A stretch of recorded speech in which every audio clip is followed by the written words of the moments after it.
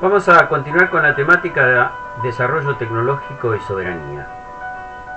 En la primera parte de esta clase analizamos las características del desarrollo tecnológico actual, la tecnociencia en el capitalismo global, sus consecuencias para el mundo y en particular para los países periféricos.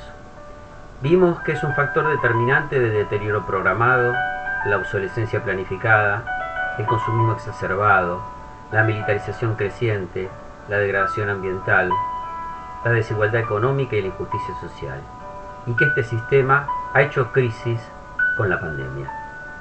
En esta segunda parte vamos a discutir, desde un pensamiento situado, las posibles alternativas que se nos presentan para desarrollar otro estilo tecnológico, un estilo tecnológico para un proyecto nacional y latinoamericano, democrático y participativo, basado en la preservación de la vida, en un equilibrio sustentable con el planeta y en la distribución de la riqueza y la ampliación de derechos como salida posible a la crisis civilizatoria en la que nos encontramos.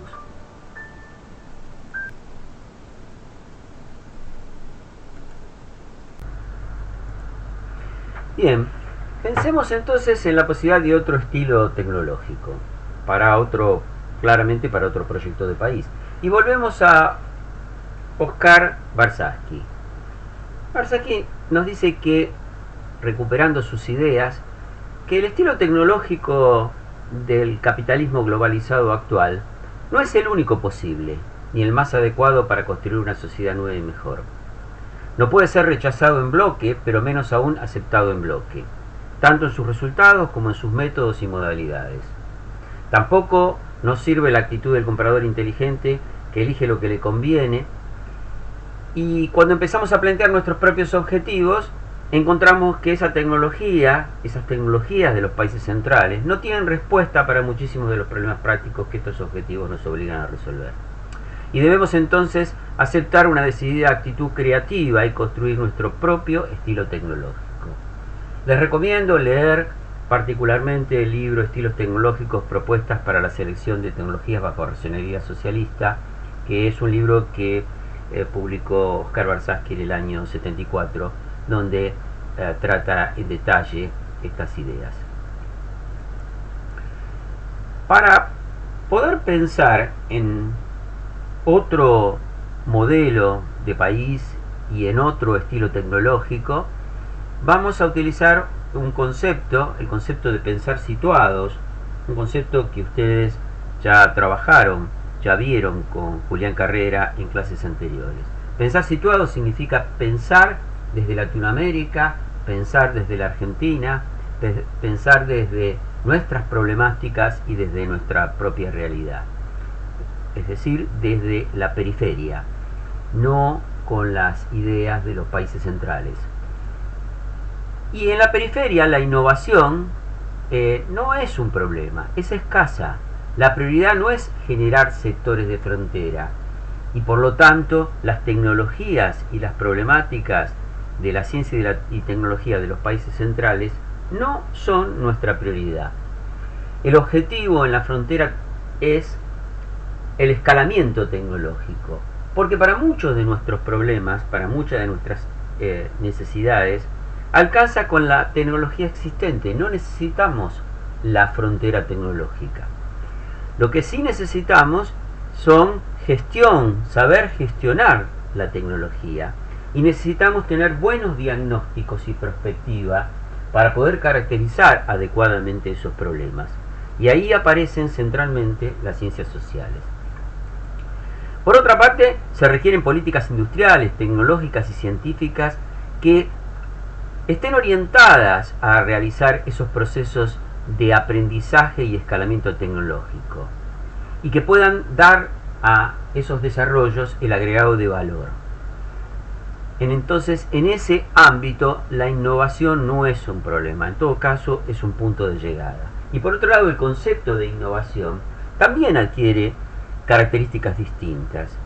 Si nuestro problema es resolver el hambre en la Argentina, la innovación va a estar dada no por el descubrimiento o la frontera de un nuevo producto, sino fundamentalmente por cómo resolver desde el punto de vista de un equilibrio productivo y de un equilibrio de equidad, poder cubrir las necesidades de los sectores más desprotegidos, de los pobres, y poder dar respuesta a esas necesidades con herramientas tecnológicas que, como insisto, en muchos casos las tenemos y no hay que inventar absolutamente nada. También hay que tener en cuenta que no hay desarrollo tecnológico posible sin estabilidad institucional, sin el desarrollo de capacidades organizacionales, sin un proyecto político. Y ahí, naturalmente, el conflicto está en la posibilidad de desarrollar un modelo que rompa con la dependencia, que sigue siendo, como decíamos en la primera parte de la clase, uno de los factores determinantes que dificultan nuestro desarrollo. Y por eso adquiere ahí un carácter fundamental el concepto de soberanía. Soberanía significa pensar nuestros propios problemas con nuestros propios criterios a partir de nuestras necesidades y dar las soluciones adecuadas a esos problemas en el contexto en el que los tenemos.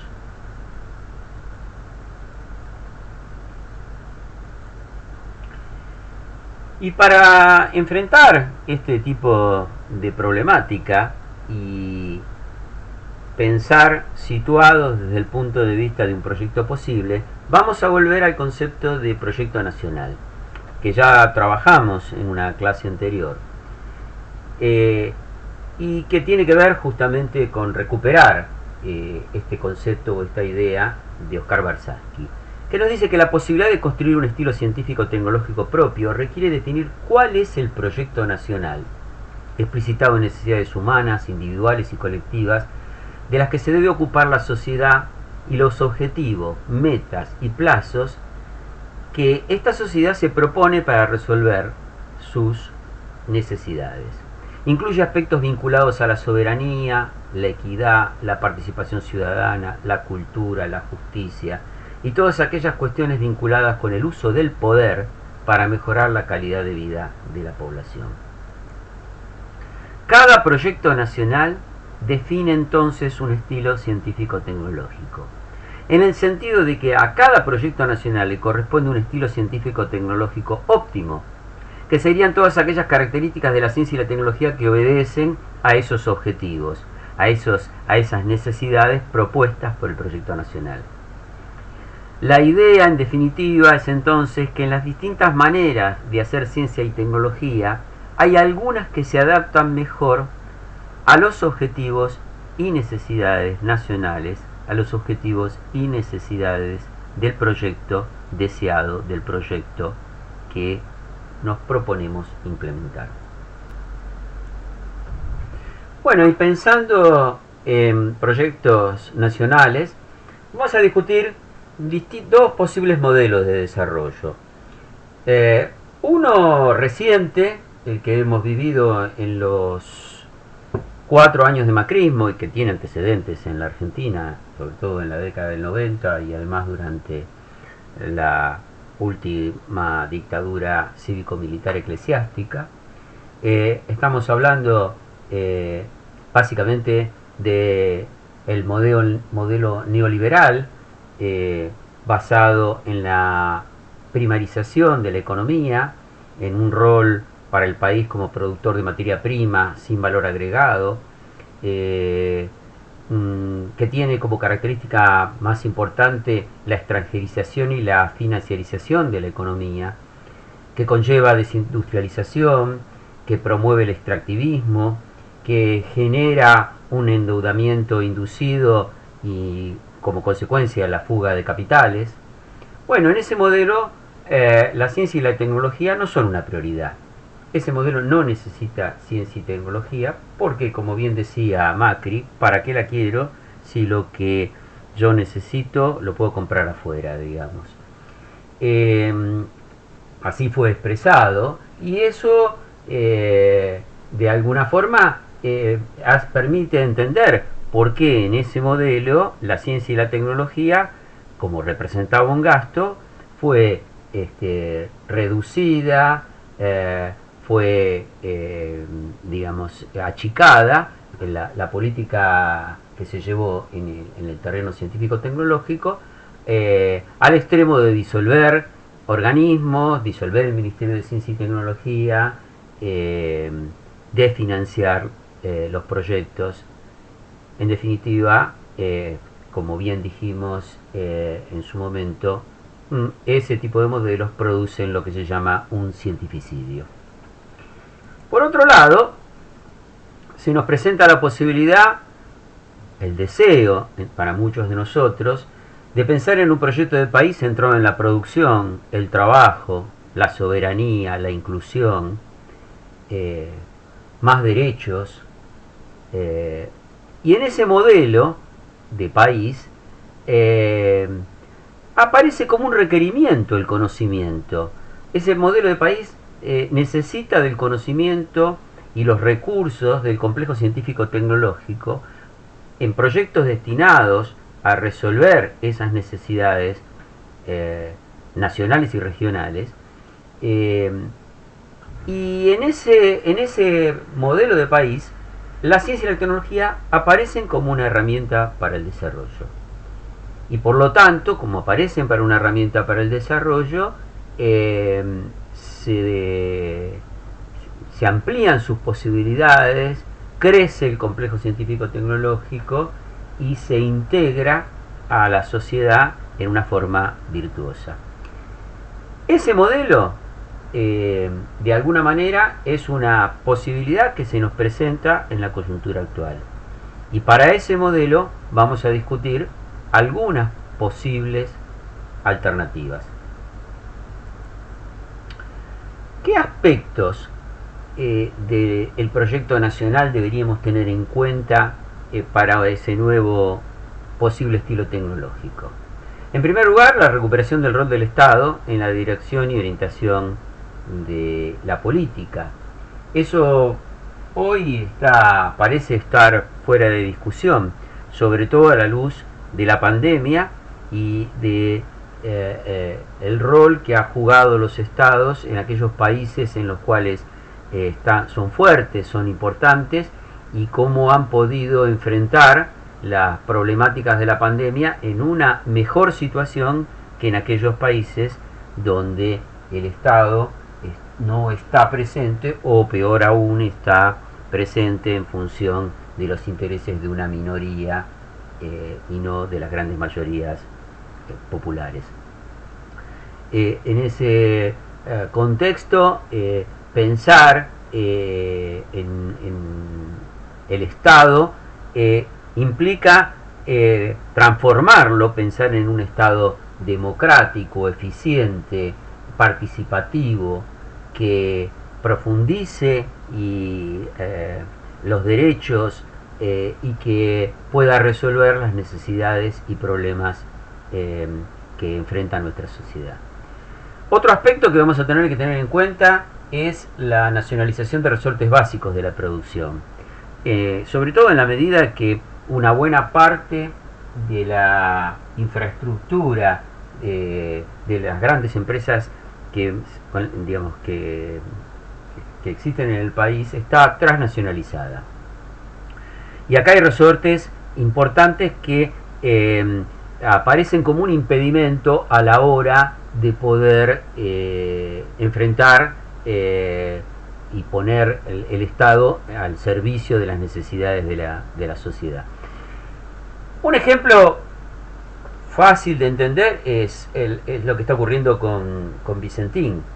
Frente a la destrucción de la empresa, al quiebre de la empresa, producido en la forma más descarada posible, a costa del Estado y a costa del dinero de toda la sociedad, una de las alternativas que presenta quienes hicieron semejantes barbaries, era justamente la venta de la empresa a transnacionales, a empresas transnacionales. Y aquí es donde el Estado, una de las decisiones de poder hacerse cargo de la empresa por parte del Estado tiene que ver con evitar esta cuestión, que implicaría poder, ya hay una buena parte del desarrollo agropecuario en manos de empresas multinacionales extranjerizadas, poder, si Vicentín pasara a formar parte de ese pool, de ese consorcio, el Estado quedaría inerme frente a poner algún tipo de tener algún tipo de participación y control sobre la renta agropecuaria, sobre el desarrollo agropecuario, y sobre todo sobre la soberanía alimentaria. Por otro lado, hay que pensar en la búsqueda de soberanía energética. Esto también es clave para pensar en proyectos nacionales de crecimiento. La preservación de los recursos naturales. Fundamentalmente aquí aparece el problema del extractivismo, y ponerle límites con legislación y con políticas muy claras en ese sentido. El acceso a la salud, que se ha puesto de manifiesto claramente a partir de la pandemia, y ahí la importancia de tener políticas activas en este sentido. Pensar en los medios de comunicación, pensar en nuevas leyes que puedan ser mucho más efectivas que las que se intentaron en otros momentos, para poder evitar el monopolio de los medios de comunicación en manos de un establishment que hace que la información responda exclusivamente a sus intereses.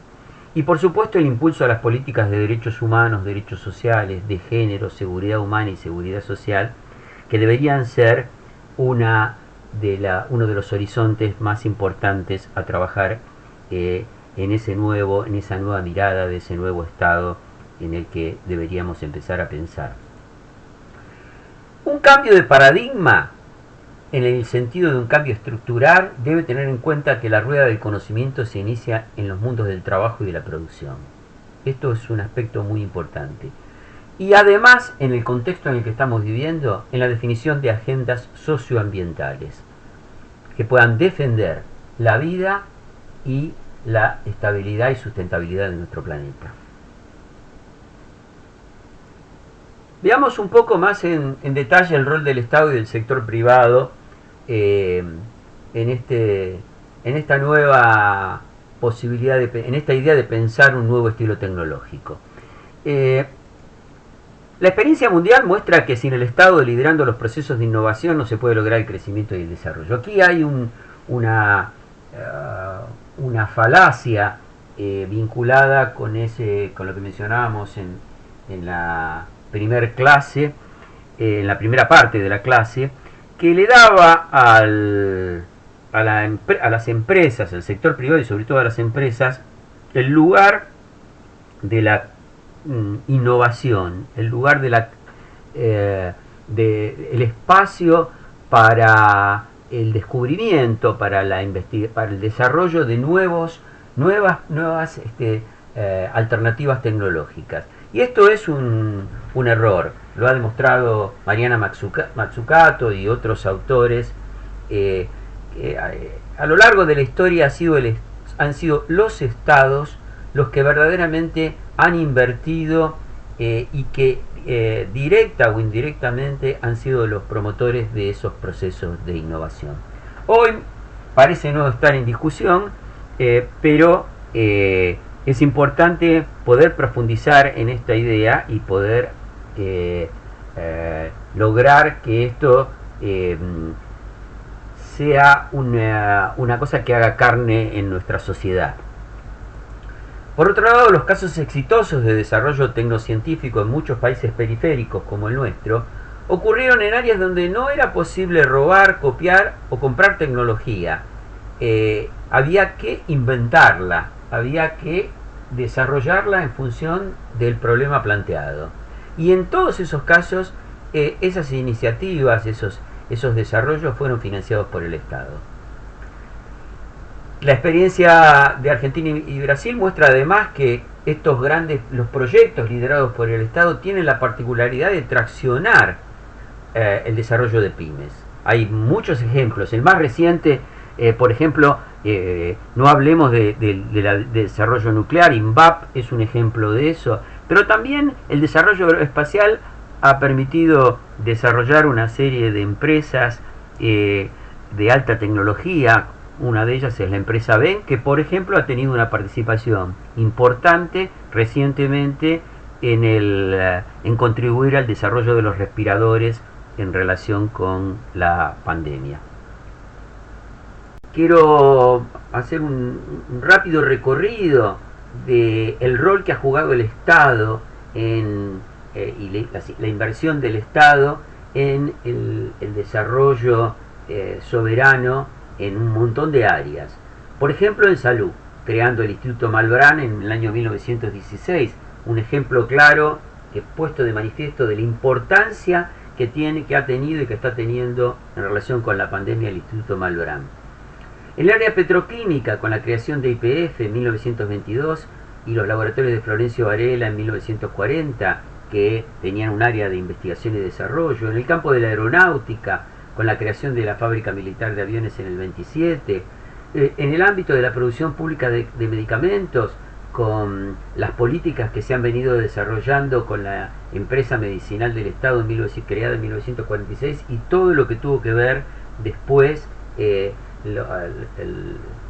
la producción en este campo, el desarrollo nuclear con la CONEA en 1950, en el ámbito automotriz, las industrias aeronáuticas y mecánicas del Estado que pudieron producir autos en la década del 50, el sector naval con Astilleros Río Santiago en el 53, la tecnología de cohetes desarrollada por la Comisión Nacional de Investigaciones Espaciales, y así podría seguir con la lista que ustedes tienen acá, que muestra que cuando el Estado ha invertido en este tipo de emprendimientos, los resultados han sido virtuosos y han permitido en muchos casos producir, como en el caso de la energía nuclear o satelital, ese escalamiento necesario para poder contar con las capacidades que en momentos de crisis, como ha sido la pandemia, se ponen en juego. Quiero mencionar, por ejemplo, como una empresa como INVAP ha participado muy activamente en el desarrollo de elementos imprescindibles para poder enfrentar la pandemia. Bueno, esta es una frase que le he escuchado a algunos colegas, que dice: si la Argentina produjera exportaciones en la mitad de estos sectores que mencionamos más arriba, o incluso en su tercera parte, hoy podría ser un país desarrollado, sin duda, en el sentido en el que se llama desarrollo el de los países centrales. Y para mostrar el impacto y el valor del Estado, podemos pensar ahora, en este momento, en lo que ha significado las respuestas científico-tecnológicas a la enfermedad COVID-19. La creación de la unidad COVID-19 en MinSIT, un hecho inédito, si ustedes quieren, que implicó articular las distintas instancias. Estamos hablando del Ministerio, la agencia y todas sus secretarías, y el CONICET y los espacios asociados y las instituciones asociadas, para poder lanzar y unificar convocatorias con el concepto de problema-solución. ¿Qué soluciones plantearnos ante el problema de dar alternativas de salud, alternativas tecnológicas, básicamente vacunas, pero también otro tipo de productos, como por ejemplo han sido todo el tema de las máscaras y un conjunto de otras opciones de instrumental para la salud, que ha sido rápidamente cubierto con una respuesta verdaderamente destacada del sector científico-tecnológico. Solo en las convocatorias realizadas por el Ministerio se presentaron más de 1.400 proyectos.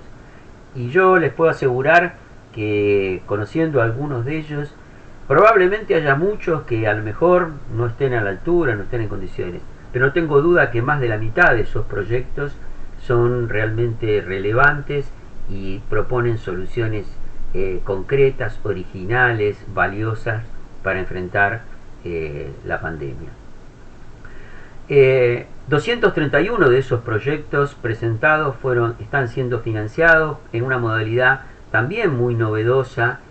Son proyectos que tienen plazos muy concretos, en algunos casos de 2 meses, 2 y 6 meses, todos con menos de un año de duración, con una dinámica de evaluación que también ha sido una novedad importante para el sistema. Y nos deja elementos que son de aprendizaje, que son extremadamente valiosos para pensar cómo utilizar estas metodologías para enfrentar el resto de los problemas que se nos va a plantear, que se nos están planteando y que se nos van a plantear en la pospandemia. Y además con resultados muy rápidos en algunos casos. Fíjense que 4 de los 3 proyectos en los que se invirtió, que ya estaban en curso y se decidió reforzar por parte del Ministerio, dieron excelentes resultados. Hoy tenemos 3 kits de diagnóstico, tenemos desarrollo en plasmas, en respiradores, que ya están puestos en juego, que ya están puestos en el sistema de salud. Esto nos muestra la potencialidad o la capacidad que tenemos, que tiene el Estado de intervenir y de actuar en situaciones, en este caso en situaciones que son urgentes, que son críticas, pero que son en situaciones de resolver necesidades, más en general, necesidades y problemas de nuestro país, de nuestra sociedad. Otra característica de un posible nuevo estilo tecnológico es la búsqueda de autonomía tecnológica. Esto significa pensar soluciones en términos de combinar soberanía y desarrollo. Se trata de implementar, por ejemplo, tecnologías que no estén atadas a multinacionales en la cadena, sino que las pequeñas empresas que las utilizan puedan moverse con cierta autonomía. Esto puede significar en algunos casos reducir drásticamente las importaciones de bienes intermedios y equipos y estimular innovaciones orientadas, por ejemplo, por necesidades regionales. O el desarrollo de alternativas tecnológicas para un modelo de producción donde las empresas y el mercado estén subordinadas a objetivos nacionales y regionales. Y hablamos de beneficios sociales o resolución de necesidades de la población, en insumos, en bienes críticos como transporte, infraestructura, petróleo, minería. Este enfoque compromete no solo una demanda de tecnología específica, sino que modifica los criterios de decisión tecnológica, que a su vez definen criterios de importancia para la ciencia que se estimula y se desarrolla. Es decir, define nuevos problemas que son, en definitiva, los que surgen de aplicar el criterio de importancia que mencionaba Oscar Barsaski. Un aspecto fundamental a encarar es la necesidad de transferir tecnología a los sectores populares. Y esto tiene que ver con, me voy a detener un poquito a analizar este problema.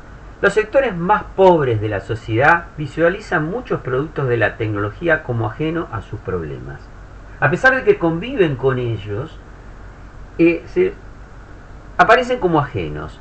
Y esto es peligrosísimo porque deja en manos de expertos las soluciones tecnológicas.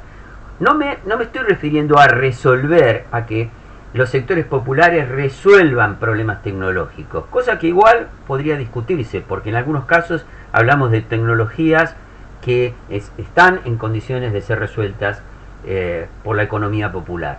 Estamos hablando de poder intervenir, definir, tomar decisiones en relación a propuestas tecnológicas. La tecnología en estos sectores no es vista en su potencialidad para resolver los problemas cotidianos, aparece como un elemento muchas veces lejano. Y se ven a sí mismos, los pobres, digamos, se ven a sí mismos no se ven a sí mismos como potenciales productores de tecnología. Y cuando en realidad hay en esos sectores muchos saberes y capacidades tecnológicas con los que podrían mejorar su inserción laboral y social. Hay una contradicción entre el consumo individual de tecnología que estos sectores tienen y la inmovilidad institucional para utilizarla en favor de la participación comunitaria. Voy a dar un ejemplo. Todo el mundo tiene telefonía celular. Sin embargo, la utilización de esa tecnología celular para resolver problemas por ejemplo, de la economía popular, recién se ha puesto de manifiesto muy recientemente en algunos municipios o algunas comunidades como algo novedoso. Sin embargo, el acceso a los celulares tiene muchos años en esos sectores. O, por ejemplo, el costo que tienen y las decisiones que se toman en cuanto a qué se produce y cómo se consume eso. Bueno, eso hay ahí un claro desajuste entre la utilización de una tecnología y la capacidad de tomar decisiones sobre esa tecnología. Y esto es de lo que estamos hablando. Por otra parte, en nuestro país tiene 1/3 de su población en condiciones de exclusión social y millones de trabajadores precarizados que desarrollan una importante actividad económica informal denominada economía popular.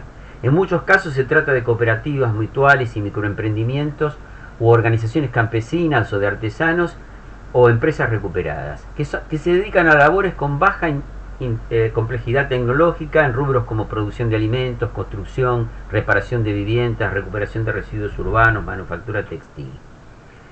Desde el sector científico-tecnológico podrían brindarse soluciones técnicas a estos sectores o complementar respuestas sociotécnicas en curso para todas estas actividades, permitiendo a estos sectores el desarrollo y adopción de las tecnologías más convenientes. En particular, se podrían mejorar las condiciones de trabajo y permitir la apropiación de una mayor parte de la renta económica mediante el agregado de valor. Un cuarto aspecto tiene que ver con la formación de recursos humanos. La formación de recursos humanos hoy en las universidades requiere ser revisada. La enseñanza universitaria actual no ayuda a pensar en términos de proyectos nacionales, y menos aún produce profesionales con este tipo de perfil. No estoy diciendo que no haya un debate en relación a estas cuestiones. Hablo de que cuando vamos a la currícula, cuando vamos a los programas, cuando vemos cómo es la estructura de las carreras, lo que se ve es que en general se enseña una apreciable proporción de cosas innecesarias o que en esta etapa no son prioritarias, que tienen un grado de formalización excesiva y que copian con mayor o menor atraso los programas y métodos de los países desarrollados. Hay una tendencia a la unificación de la formación universitaria sobre todo a partir de la década del 90.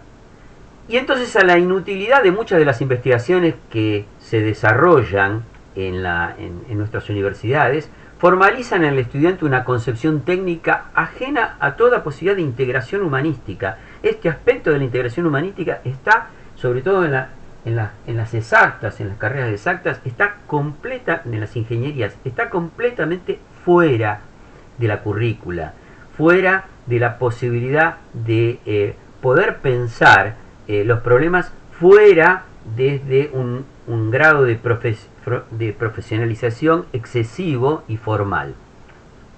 Entonces se crea un divorcio entre la preparación profesional y las necesidades del medio que nos rodea, que es elitista y con saberes parcializados y fragmentados.